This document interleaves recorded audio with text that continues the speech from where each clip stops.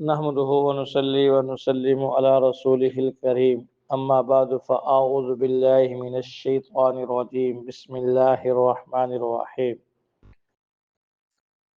ان الذين يكفرون بآيات الله بے شک جو لوگ انکار کرتے ہیں اللہ کی آیات کا وَيَقْتُلُونَ النَّبِيِّينَ بِغَيْرِ حق اور قتل کرتے ہیں پیغمبروں کو نبیوں کو ناحق وَيَقْتُلُونَ الَّذِينَ يَأْمُرُونَ بِالْقِسْطِ مِنَ النَّاسِ اور قتل کرتے ہیں ان لوگوں کو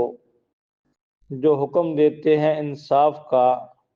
لوگوں میں سے فَبَشِّرْهُمْ بِعَذَابٍ أَلِيمٍ آپ ان کو خوشخبری سنا دیں دردناک عذاب کی أُولَٰئِكَ الَّذِينَ حَبِطَتْ أَعْمَالُهُمْ فِي الدُّنْيَا وَالْآخِرَةِ یہی لوگ ہیں کہ ضائع ہو گئے ان کے اعمال دنیا میں اور آخرت میں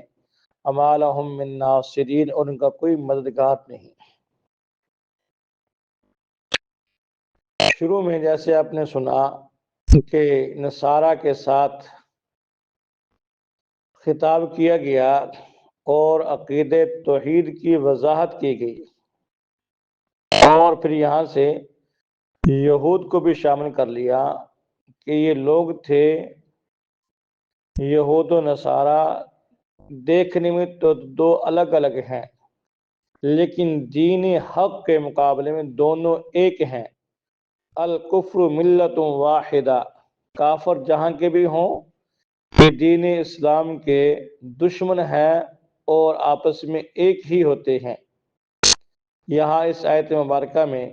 یہود کی کچھ احوال کو بیان کیا کہ یہ لوگ خود بھی دین پر نہیں چلتے تھے اور دوسروں کو بھی دین سے روکتے تھے، حتیٰ کہ تفسیر روح المعانی میں لکھا ہے وَيَقْتُلُونَ النَّبِيِّينَ بِغَيْرِ حق کہ بنی اسرائیل نے ایک وقت میں 43 نبیوں کو شہید کیا اور پھر ان کے سمجھانے کے لیے تقریباً 170 بزرگ نیک لوگ کھڑے ہوئے تو ان بیوقوفوں نے بدبختوں نے ان کو بھی شہید کر دیا۔ یہ علماء کو شہید کرنا دین والوں کو شہید کرنا یہ اہل یہود کی گھٹی میں پڑا ہے۔ خود نبی کریم صلی اللہ علیہ وسلم کو شہید کرنے کی ان ظالموں نے کوشش کی، حتیٰ کہ صحیح بخاری کی روایت ہے کہ نبی کریم صلی اللہ علیہ وسلم نے آخری وقت میں اما صدیقہ سے فرمائے عائشہ آج میری شہ رگ اس زہر سے کٹ رہی ہے جو خیبر میں یہود نے مجھے دیا تھا۔ ایک زینب نامی عورت تھی، اس نے دعوت کی اور بکری کے گوشت میں زہر ملا کے نبی کریم صلی اللہ علیہ وسلم کو دے دیا۔ اللہ کے محبوب اپنے صحابہ کے ساتھ تشریف لے گئے تھے، آپ نے لقمہ اٹھا کے منہ میں رکھا تو معجزہ ظاہر ہوا، اللہ کے حکم سے لقمہ بول پڑا اے اللہ کے محبوب اے نبی کریم صلی اللہ علیہ وسلم یا رسول اللہ مجھے تناول نہ فرمائے میرے اندر زہر ہے۔ تو اللہ کے نبی نے لقمہ باہر نکال دیا لیکن کچھ ذرات تھے جو اندر چلے گئے اور آہستہ آہستہ وہ اثر کرتے رہے حتیٰ کہ نبی کریم صلی اللہ علیہ وسلم کا انتقال پر ملال ہو گیا۔ تو یہودی ایسے ظالم بدبخت ہیں کہ نبیوں کو شہید کرتے رہے، خود نبی آخر الزمان کے شہادت کے منصوبے بناتے رہے۔ سید ابوبکر صدیق کو جو زہر دیا گیا تھا اس کے پیچھے بھی یہود تھے۔ تو یہ لوگ اتنے ظالم ہیں، دین کے اتنے دشمن ہیں کہ نبیوں کو شہید کرنے والے، اللہ کے محبوب کے صحابہ کو شہید کرنے والے اور اللہ کے محبوب کے قتل کے منصوبے بنانے والے اور دین کے کام کرنے والے، امر بالمعروف اور نہی المنکر کرنے والے، ان کے راستے میں رکاوٹیں ڈالنے والے اور ان کو شہید کرنے والے ہیں۔ ایک حدیث پاک میں ہے کہ اللہ کے نبی سے پوچھا گیا کہ سب سے زیادہ سخت عذاب قیامت میں کن لوگوں کو ہوگا تو آپ نے ارشاد فرمایا سب سے سخت عذاب اس کو ہوگا جس نے کسی نبی کو شہید کیا یا ان شخص کو شہید کیا جو امر بالمعروف اور نہی المنکر کرتا تھا، تو یہ سب سے سخت عذاب والے ہوں گے۔ اس لیے فرمایا فَبَشِّرْهُمْ بِعَذَابٍ أَلِيمٍ ان کو خوشخبری سنا دیں دردناک عذاب کی۔ اولئک الذین حبطت اعمالهم فی الدنیا والآخرہ، یہی لوگ ہیں جن کے اعمال ضائع ہوں گے دنیا کے اندر بھی اور آخرت کے اندر بھی، وما لهم من ناصرین، اور ان کا کوئی مددگار نہیں ہوگا، یہ بے سہارا بے آسرا ہو جائیں گے۔ وہاں ان کو جا کے پتہ چلے گا کہ کس طرح دین کی مخالفت کرتے ہیں اور کیسے لوگوں کو دین کے رستے سے روکتے ہیں، کیسے دین والوں کو شہید کرتے ہیں۔ اگلی آیت کو دیکھ لیجئے، الم تر الی الذین اوتوا نصیبا من الکتاب، کیا آپ نے دیکھا نہیں ان لوگوں کی طرف جن کو کتاب کا ایک حصہ دیا گیا،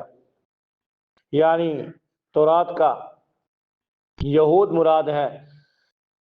یدعون الی کتاب اللہ، ان کو بلایا جاتا ہے اللہ کی کتاب کی طرف، لیحکم بینہم، تاکہ فیصلہ کرے ان کے درمیان، ثم تولی فریق منہم وہم معرضون، تو ایک فریق ان میں سے منہ پھیرتا ہے اور وہ اعراض کرتے ہیں، تغافل کر کے اعراض کر کے منہ پھیرتے ہیں، ومنہم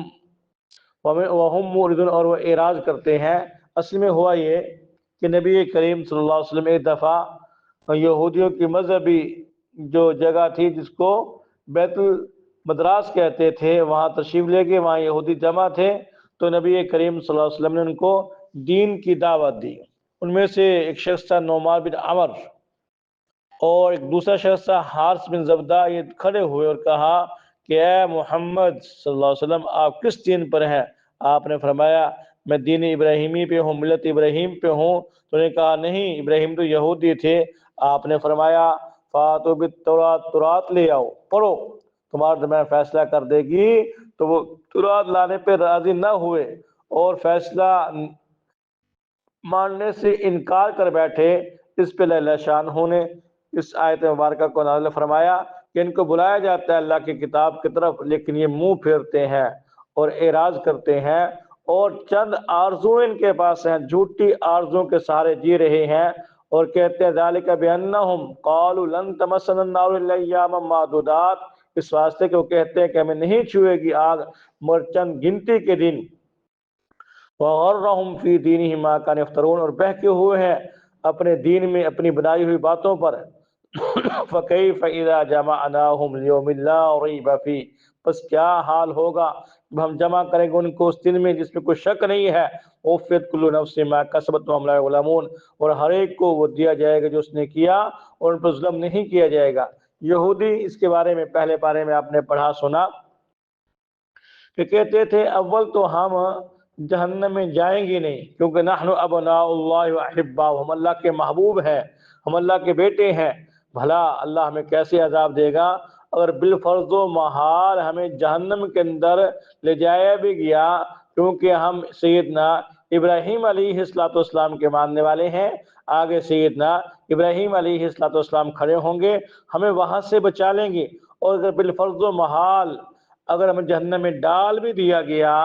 تو ہم چند دن وہاں رہیں گے، بعض کہتے ہیں 7 دن رہیں گے، اپنے خیال کے مطابق کہتے ہیں دنیا 7,000 سال کی زندگی ہے دنیا کی، لہذا ہر 1000 سال کے بدلے ایک دن جہنم میں جلیں گے، اس پر نکل تو آئیں گے نا۔ جیسے آج مسلمان کہتے ہیں کوئی بات نہیں، مسلمان تو ہے نا، اگر عذاب ہو بھی گیا تو جہنم سے نکل جائیں گے۔ تو اب اندازہ کیجئے فما اصبرہم علی النار، کتنا حوصلہ ہے۔